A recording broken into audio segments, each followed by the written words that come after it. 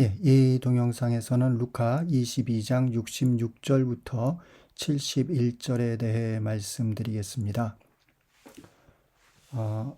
텍스트를 보지요. 날이 밝자 백성의 원로단 곧 수석사제들과 율법학자들이 모여 예수님을 최고 의회로 끌고 가서 당신이 메시아라면 그렇다고 우리에게 말하시오 하였다. 그러자 예수님께서 그들에게 말씀하셨다. 내가 그렇다고 말하여도 너희는 믿지 않을 것이고 내가 물어보아도 너희는 대답하지 않을 것이다. 이제부터 사람의 아들은 전능하신 하느님의 오른쪽에 앉을 것이다. 예, 그 앞에 내용은 이제 예수가 체포되어 대사제의 집으로 가지요.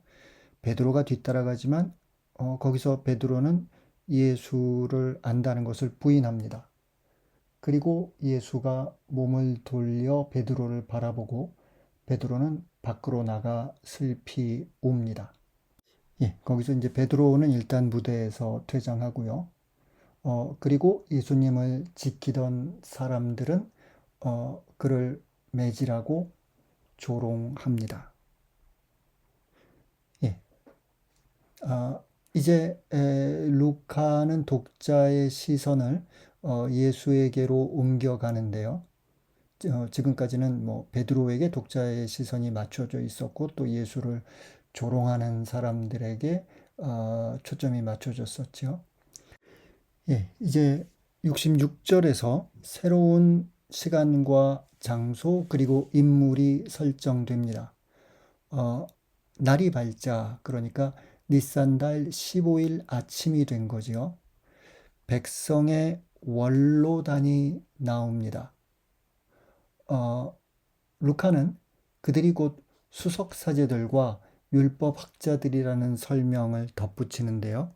원로단, 원로 그러면 그리스 말로 프레스비테로스라고 하는데 원로단 그들의 어떤 모임이겠죠. 프레스비테리온이라는 단어. 예, 그리고 66절에는 최고의회 그리스 말로 시네드리온이라는 단어도 등장합니다. 원로단, 최고의회, 프레스비테리온, 시네드리온 모두 다 유다의 권력층의 그 가장 상층부를 이루고 있는 이들이라고 할 수 있겠습니다. 그런데 시네드리온 최고의회라는 단어에 대해서 이제 주석가들은 다음과 같은 이야기를 합니다. 예, 시네드리온에는 어떤 장소의 개념도 있겠지만 더 중요한 것은 그 모임 자체를 의미하는 것 같다. 예, 따라서 최고의회가 열리는 어떤 특정한 장소를 우리가 이 대목에서 머리로 그리기보다는 그런 최고의회의 구성원들이 모인 공간, 어느 특정한 공간이 아니더라도 그것을 우리가 생각해야 될 것 같다라고 이제 보는 것이죠. 최고의회의 신문은 간략합니다. 만약 당신이 그리스도라면 우리에게 말하시오. 예, 앞선 64절이 예수가 예언자인지에 대한 질문, 뭐 조롱 섞인 질문이라면 최고의회의 관심은 그가 그리스도인지에 대해서입니다. 예, 그러자 예수가 대답하죠. 내가 그렇다고 말하여도 너희는 믿지 않을 것이고 내가 물어보아도 너희는 대답하지 않을 것이다. 이제부터 사람의 아들은 전능하신 하느님의 오른쪽에 앉을 것이다. 예, 이 예수의 대답의 전반부는 그들의 신문을 비껴가는 것처럼 보이지만 사실상 그들 신문의 의도를 관통하고 있다고 볼 수 있습니다. 비슷한 경우를 저희는 20장에서 만났는데요. 예, 거기서 수석사제들과 율법학자들과 원로들이 예수께 오지요. 그리고 이렇게 말합니다. 당신이 무슨 권한으로 이런 일을 하는지, 또 당신에게 그러한 권한을 준 이가 누구인지 말해보시오. 그러자 예수가 그들에게 반문하지요. 나도 너희에게 한 가지 물을 터이니 대답해 보아라. 요한의 세례가 하늘에서 온 것이냐 아니면 사람에게서 온 것이냐.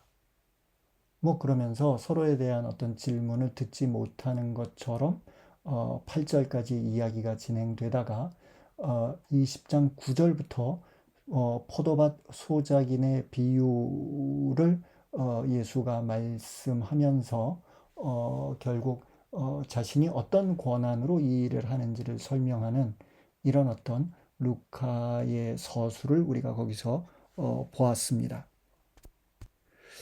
그리고 예수의 대답의 그 후반부는 하느님의 무죄 입증을 예고합니다.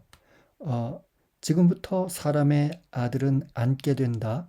하느님 권능의 오른편에.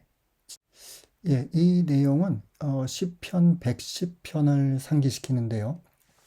시편 110편은 루카 20장 41절부터 44절에서도 인용되었던 내용이지요. 예수 원사는 하느님이 무죄를 입증해 주실 것이라는, 그리고 나아가 자신이 신적 권능에 참여할 것이라는 도발적 예고입니다. 예, 여기서 특징적인 것은 지금부터, 이제부터라는 표현인데요. 마르코 14장 62절 그리고 마테오 26장 64절에서도 비슷한 예수의 언사가 나옵니다.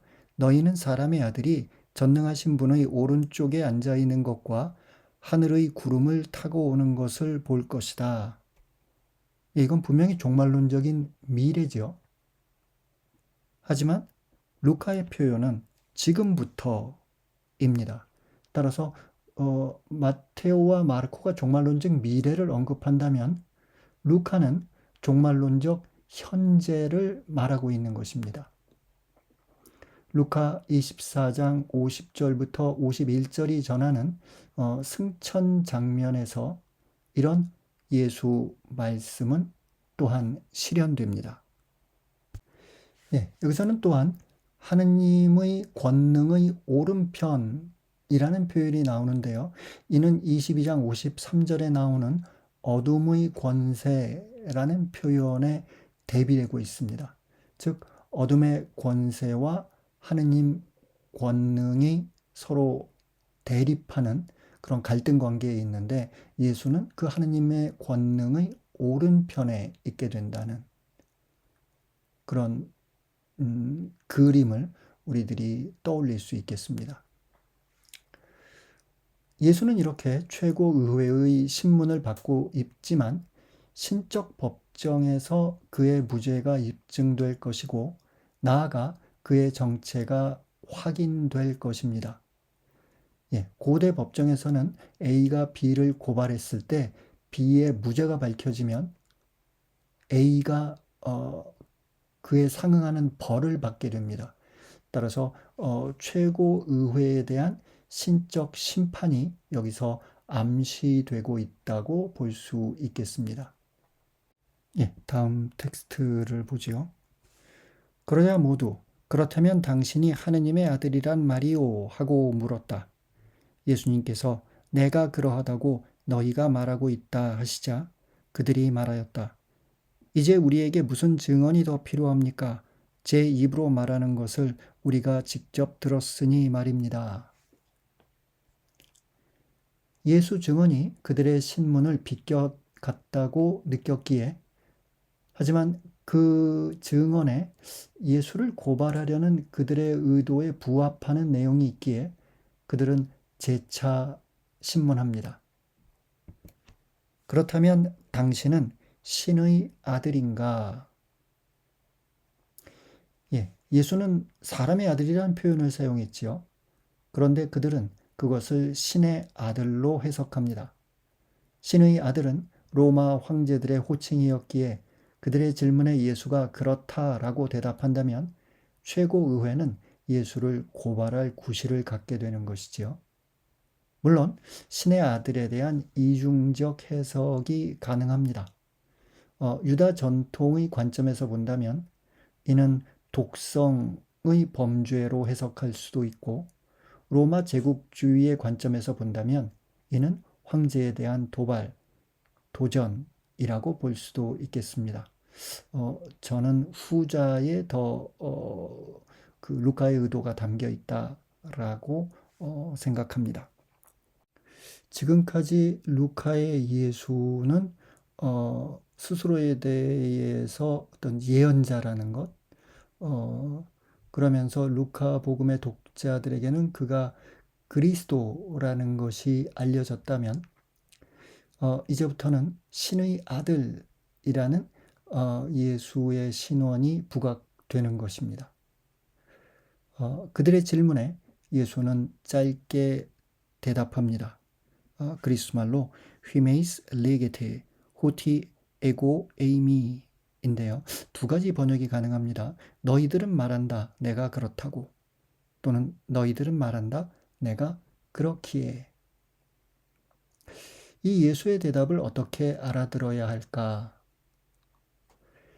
예수는 자신을 신문하는 이들의 의문문을 평서문으로 바꿉니다. 물론 그들이 그렇게 말했다 하더라도 그들이 그것을 믿지 않는 것은 행간에서 짐작해 볼 수 있겠죠.